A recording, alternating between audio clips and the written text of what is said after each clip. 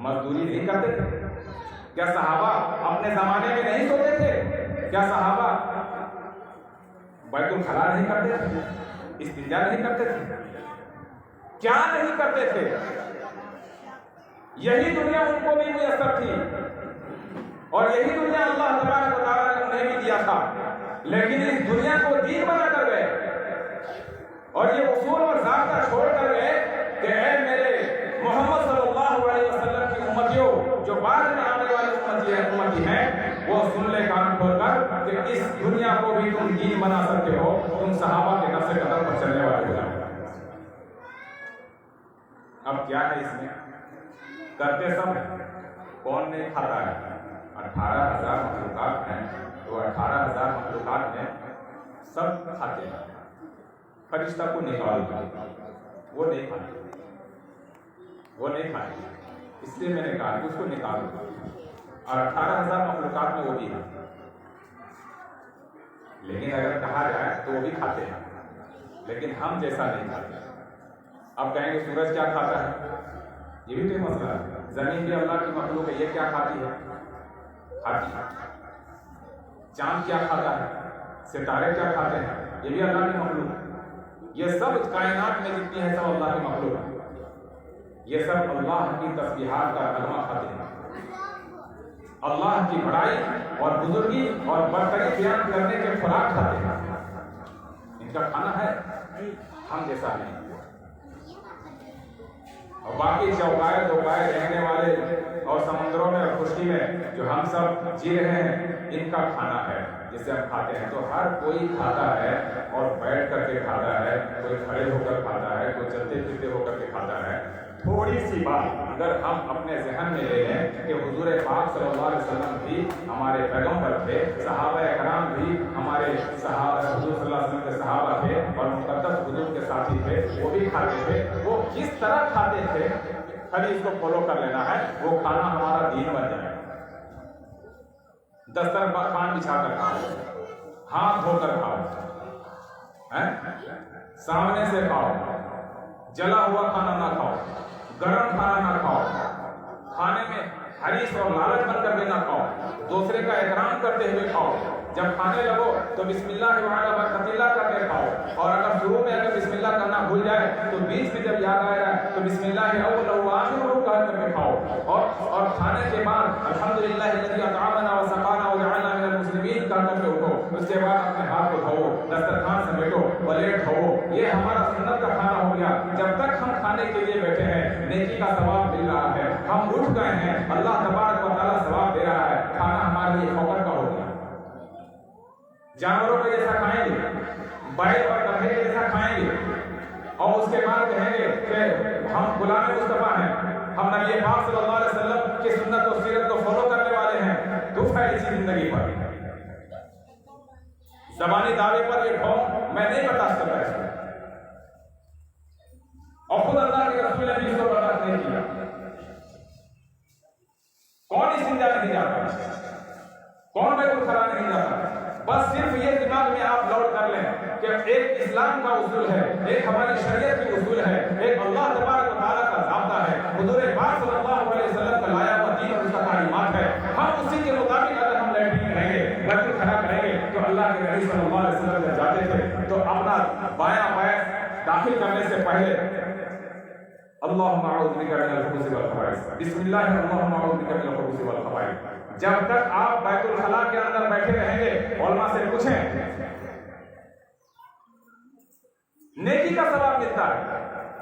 जब तक हम बैठे हुए हैं, रफ़े हाजत कर रहे हैं, हमको नेकी मिल रही है, सवाब मिल रहा है, हमारे नामे अमाल में सवाब का इजाफा हो गया।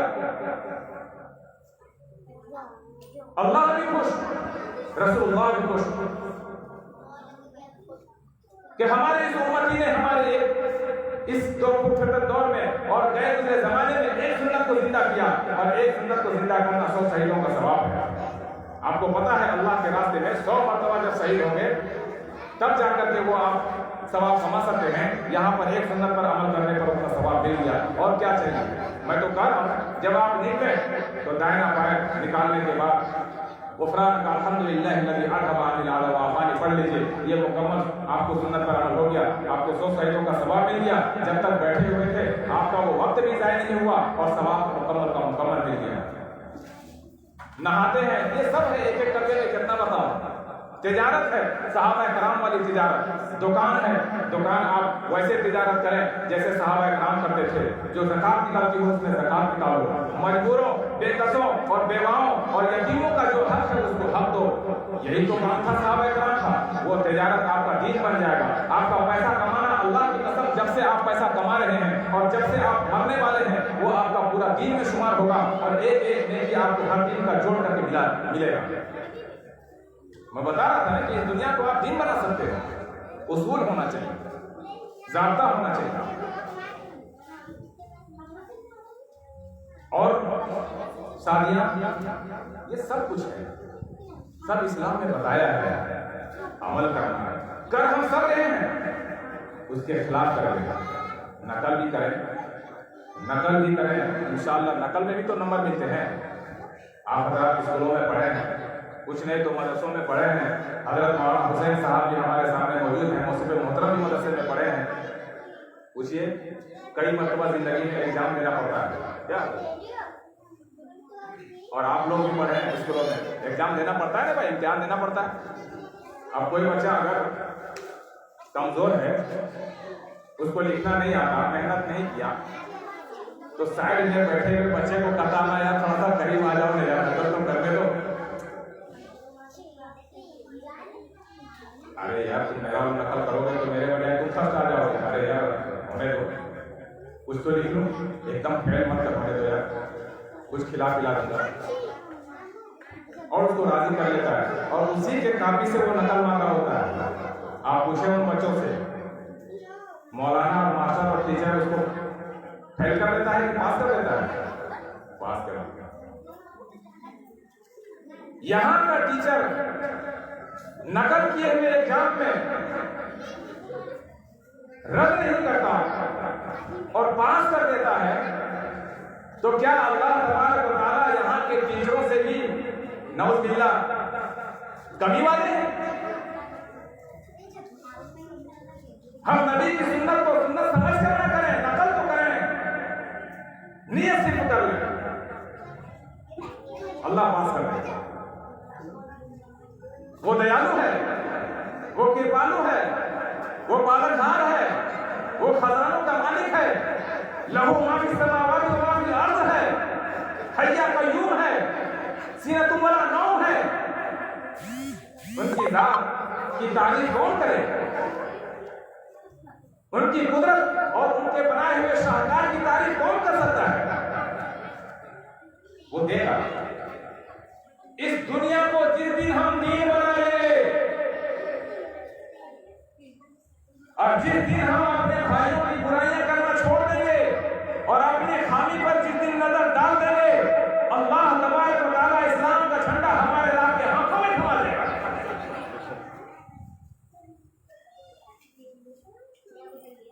दोनों जहां आपके खाते में लिख देगा। सहाबा को जो खिताब मिला, उलाइका हुमुल फाइज़ून, उलाइका हुमुर राशिदून, उलाइका हुमुल मुफ़्लिहून, जो इनको दुनिया का मालिक बना दिया, दुनिया का बादशाह बना दिया। कौन सी ऐसी ताकत थी उनके अंदर? नबी की सुन्नत की ताकत थी, कलमे ला इलाहा इल्लल्लाह की ताकत थी, हुजूर पाक सल्लल्लाहु अलैहि वसल्लम की एक सुन्नत पर मर मिटने वाले थे। गुलाम नबी का दावा नहीं किया, नबी का गुलाम बनकर दिखाया और पूरे आलम में छा गया। इस नतीजे में अल्लाह तबारक व तआला ने रज़ियल्लाहु अन्हु का खिताब दिया कि अल्लाह तुमसे राजी हो गया, तुम भी अल्लाह से राजी हो गए। अब बताओ, जिससे राजी अल्लाह हो जाए, कब्र का डर है उससे? कब्र के अंधेरे से डर होगी? कब्र की वहशत से डर होगी? आखिरत से कोई डर नहीं। असल जिंदगी मेरी चल रही है जो अपने तौर पर है, नकल मारना है बस। और नकल मार करके हमको पास होना है। हमको तो मालूम है यार तो कुछ किए नहीं है, तो नकले ने रख दिया क्या? अब्दुल हमीद करोगे ना नकल? नकल करो, दुनिया का नकल खूब कर लिया, ये काम करना है ऐसे देख करके कर लिया। मरना सबको, बहुत लोगों का आंख मरने वाले का की आंखें अपने हाथों से बंद किया, क्या कि नहीं किया? पैर के अंगूठे मिलाकर बांधे, बांधे कि नहीं बांधे? हाथ मुड़ गया तो उसको सीधा किया, आंखें खुली रह गई थी ढक गया, मुंह फटा का फटा रह गया था गमछा से और तौलिया से और किसी रस्सी से उसको मिलाकर बांध दिया। वही से तो मरने आया था, यहाँ भी मरे। एक जरा बराबर फर्क नहीं है। मरने वाला मर गया, आंखें उसकी भर गई, मुंह फटा था बांध दिया, पैर थोड़ा सा चिरा हुआ था सटा दिया, हाथ जरा सा मुड़ा हुआ था सीधा कर दिया, और ऐसे वो खुश हो रहा है। अल्लाह की कसम क्या मैं बोलूं, मैं क्या बोलूं, बता रहा हूं मैं, ऐसा महसूस होता है कि वो अच्छा काम ऐसा कर लिया है जैसे वो मरने वाला ही की किस्मत में मरना था, हम नहीं मरेंगे, ऐसा समझ में आता है। क्या जिंदगी जी रहे हैं हम लोग। वाकई एक मौलाना साहब तकरीर कर रहे थे कि मैं आपसे क्या बात करूं, आपको तो तिजारत करना नहीं आता, नमाज छोड़ो, रोजा छोड़ो, घर में रहना नहीं आता, बाल बच्चों के साथ कैसे रहते वो तक नहीं आता, अपने बीवियों के साथ कैसे रहते हैं वो भी नहीं आता। क्या मैं आपसे बात करूं? जो इंसान इतनी तनज़्ज़ुली और इतनी पस्ती में आ गई हो, इतनी पस्ती में आ गई हो, उनके सामने अहकामात की बात करके क्या फायदा है? उनको तो अपना काम करने नहीं आता, उनको तो घर में रहने का ढंग मालूम नहीं है। मैं आपको बताऊं, इसी मोहल्ले में हमारे विषयी का डर है, ऐसे ऐसे बेहया बेशरम लोग, मैं पहले ही कह दिया हूं, सही बात कहने मैंने बेबाक होकर बोलता हूं, किसी का डर नहीं है मुझे। ऐसे बेहया बेशरम लोग हैं, चड्डी पहन कर नहाते हैं और वो भी चौराहे में खड़े हो गए, घर में उसको नहाने नहीं आता। ऐसी कौन से क्या बात करें? जो बहन भी देख रही है, बेटी भी देख रही है, बीवी भी देख रही है और छोटे छोटे बच्चे भी देख रहे हैं, क्या मैं उससे बात करूं और क्या मैं उसको तलकीन करूं? ये बेशर्म कौन है, ये बेहया कौन है? उसे शर्म आनी चाहिए कि अल्लाह तबारक व तआला के पैदा किए हुए सूरज की रोशनी में जी रहा है, अल्लाह के पैदा किए फल और फ्रूट को खा रहा है, कैसे ही इंसान है? गलत बात बोल रहा हूं? हक बात का तो कलेजे में छुरी लगती है।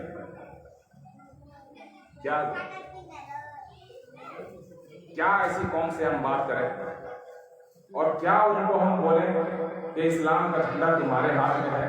अरे आए हुए झंडे को हम तो अपने हाथों से फेंक डाला है, आने की क्या बात है? बात बहुत है मेरी, लेकिन करूं क्या? ये हालात जो अभी आ रहे हैं और ये जालिम जो हमारे ऊपर चढ़ करके बोल रहा है और पूरे मुसलमान को एक लुकमा में अजगर का मुंह खोले हुआ है,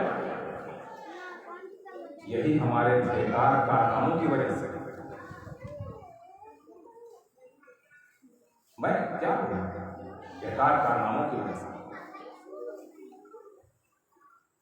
हमारे कारनामे, हमारे अमाल सिर्फ मर्दों ही तक महदूद नहीं है, औरतें भी कम बिगड़ी हुई नहीं है। हाँ, वो कोई पासा और राबिया बसरिया नहीं है, उनको तो खाना पकाने के बाद तो कीमत और चुगली से फुर्सत ही नहीं है। वो तो बेचारी अच्छी काम तो जल्दी करती नहीं है, और अगर खुदा न खास्ता अल्लाह कभी मौका भी दे दिया तो मन लगा के करती नहीं, और आस पड़ोस की बातें और यहाँ वहाँ की बातें और बिल्कुल गपशप और बेमतलब की बातें जो वाहियात होती हैं, बस उस सब में लगी रहती है। इसलिए अल्लाह ताला, अल्लाह के रसूल ने फरमाया कि सबसे ज्यादा जहन्नम में जो जात जलेगी वो औरत की जात है। ये नाफरमानी सबसे ज्यादा अपने औरत को करेंगे, अपने बेटों को कोसेंगी ज्यादा यही, अपनी बेटियों को कोसेंगी यही। बाजू से अगर थोड़ी बहुत झगड़ा लड़ाई हो गया तो दुनिया भर के अपने मुंह को और जबान को गंदी करेगी। ये क्या है? सहाबा के जमाने में लड़ाइयाँ नहीं होती, मैं आपको लड़ाई बताऊं, लड़ाई होती थी लेकिन चुप कर जाते, माफ कर देते। एक मतलब एक साहब को हजरत उमर रज़ी अल्लाह अन्हु ने दाढ़ी पकड़ कर एक घुसा मारा, किसी बात पर मारे थे, वो याद है, बताने की जरूरत नहीं है, और वो चुप कर गए, आगे से उनको नहीं मारा। फिर हजरत उमर रज़ी अल्लाह अन्हु क्या हुआ, घर गए, हाथ पकड़ा, पैर पकड़ा, कहा भाई मैंने ये गलती की, माफ करो, और पहले मारो मुझे, वैसे ही मारो। कामिल मुनीम का है, मुझे शर्मिंदा कर रहे हैं, आपने तो छोड़ ही दिया, चलो मैंने माफ कर दिया। लड़ाई होती थी, आगे से चुप कर जाते थे, तरीका सीखना होगा। और यहाँ जगह बराबर थोड़ी सी बात हो जाए, आपने समेट लिया, नीचे चढ़ा लिया, क्या, और फिर उसके बाद हम गैरों को भी दिखला देते हैं, क्योंकि मुसलमान ऐसे लड़ते हैं। बात समझ रहे? इंसान के इंसानियत के हदूद में रहता है तो अच्छा लगता है, हद से अगर तजावुज कर दिया बुरा लगता है। आपको मैं एक बात बताऊं, अंग्रेज जमाने की ये बात है, एक मस्जिद बनी हुई थी, आपका कौन सा जैसा बुला रहा हूँ, मस्जिद बनी हुई थी किसी सरकारी जमीन में। तो गैर मुस्लिमों ने यह दावा किया कि ये जमीन, ये मस्जिद, ये जमीन मेरी है, और मुसलमानों ने यह दावा किया कि ये जमीन मेरी है। तो वो जमीन शायद सही जगह पर थी, सही जगह पर थी, लेकिन गलत गैर मुस्लिमों ने उस पर दावा किया, ये कहने के लिए कि इसको हटा देना चाहिए। तो ये फैसला, ये मुकदमा जज के सामने है। गैर मुस्लिमों से भी पूछा कि भाई तुम्हारा गवाह कौन है, पेश करो।